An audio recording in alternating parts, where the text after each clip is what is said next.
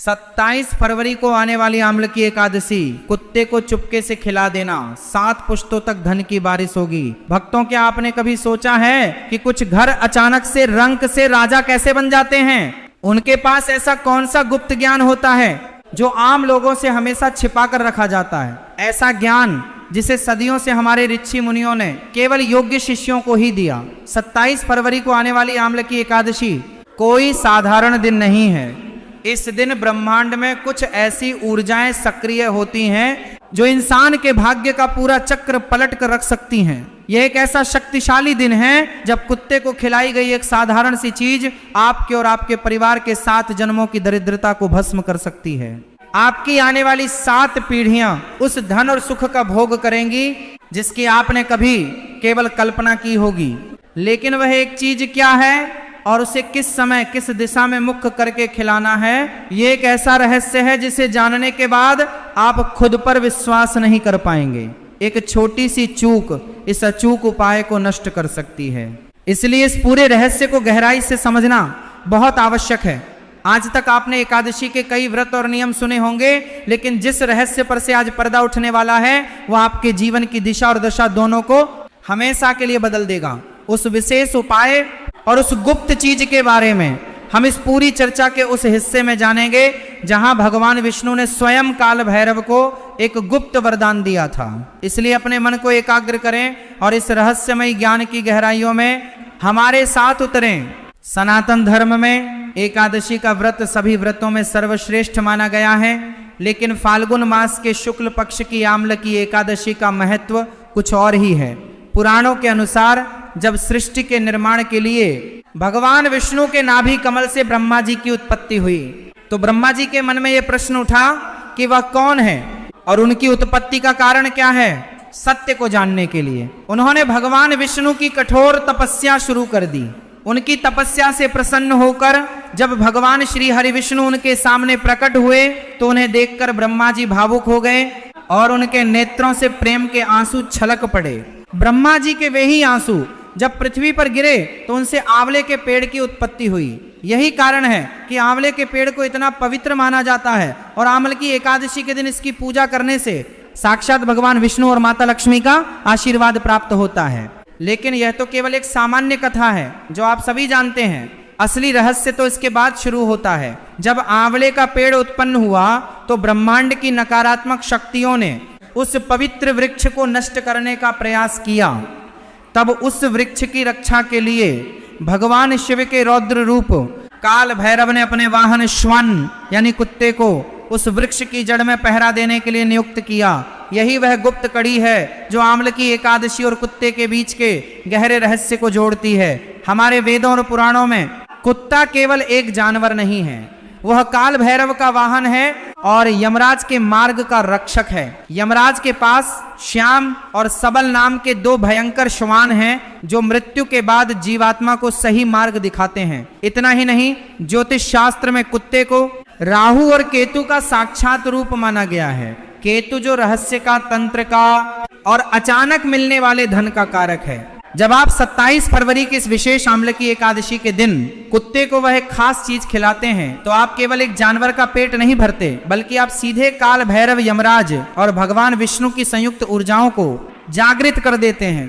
कई बार हम जीवन में बहुत मेहनत करते हैं, दिन रात पसीना बहाते हैं, लेकिन फिर भी पैसा घर में नहीं टिकता। कभी बीमारियों में चला जाता है तो कभी किसी दुर्घटना में। ऐसा लगता है जैसे घर को किसी की बुरी नजर लग गई हो या कोई अदृश्य शक्ति हमारी तरक्की को रोक रही हो।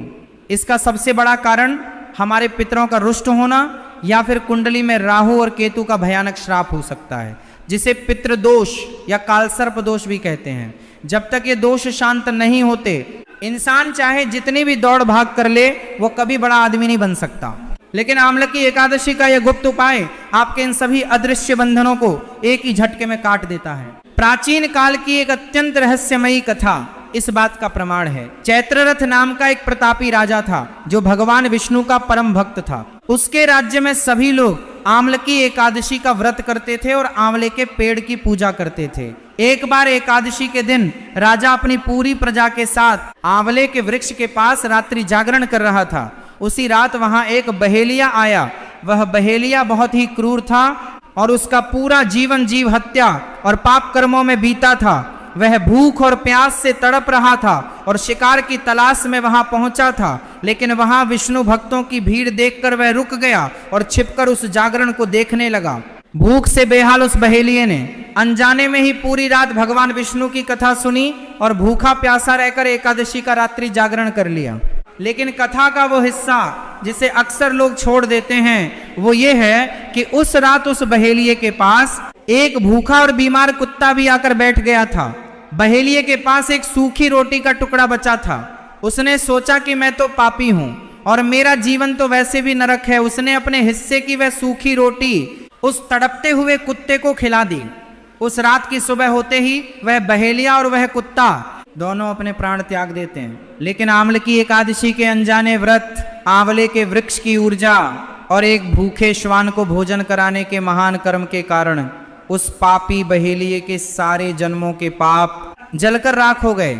अगले जन्म में वह एक महान और चक्रवर्ती राजा वसुरथ के रूप में पैदा हुआ, जिसके पास अपार धन और संपदा थी और जिसकी पीढ़ियां सदियों तक राज करती रहीं। एक सूखी रोटी और एकादशी की रात ने एक पापी को चक्रवर्ती सम्राट बना दिया। तो सोचिए, यदि आप पूर्ण विधि विधान से उस विशेष गुप्त चीज को कुत्ते को खिलाएंगे तो आपके जीवन में कितना बड़ा चमत्कार हो सकता है। अब आपके मन में यह सवाल उठ रहा होगा कि आखिर वह गुप्त चीज क्या है और उसे बनाने और खिलाने की विधि क्या है। यह बहुत ही ध्यान से सुनने वाली बात है, क्योंकि इसमें की गई एक भी गलती उपाय के प्रभाव को कम कर सकती है। आपको यह उपाय 27 फरवरी आंवले की एकादशी के दिन ही करना है। आप इसे सुबह के समय या फिर संध्या काल यानी सूर्यास्त के बाद कर सकते हैं। सूर्यास्त के बाद का समय ज्यादा प्रभावशाली माना जाता है, क्योंकि उस समय राहु और केतु की शक्तियां अपने चरम पर होती हैं और काल भैरव का समय शुरू होता है। आपको अपने घर की रसोई में एक विशेष प्रकार की रोटी तैयार करनी है। ध्यान रहे कि ये रोटी ताजी होनी चाहिए, बासी बिल्कुल नहीं। जब आप इस रोटी का आटा गूंथेंगे तो उसमें आपको शुद्ध गेहूं का आटा लेना है। गेहूं को सूर्य और भगवान विष्णु का प्रतीक माना जाता है। अब इस आटे में आपको थोड़ा सा बेसन मिलाना है। बेसन यानी चना, जो देवगुरु बृहस्पति का प्रतीक है। जब सूर्य और बृहस्पति मिलते हैं तो ज्ञान, राजयोग और अपार धन की नींव रखी जाती है।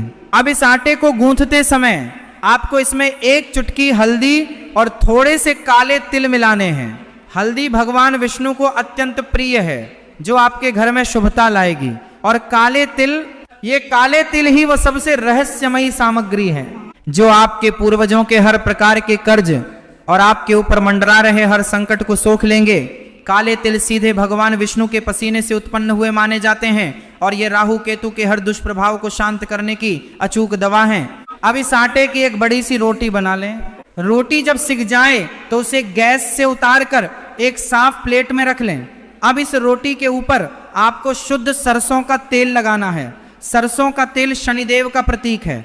जो लोग कोर्ट कचहरी के मामलों में फंसे हैं, जिनके दुश्मन उन्हें परेशान कर रहे हैं या जिनके जीवन में संघर्ष खत्म होने का नाम नहीं ले रहा, ये सरसों का तेल उन सभी बाधाओं को जलाकर भस्म कर देगा।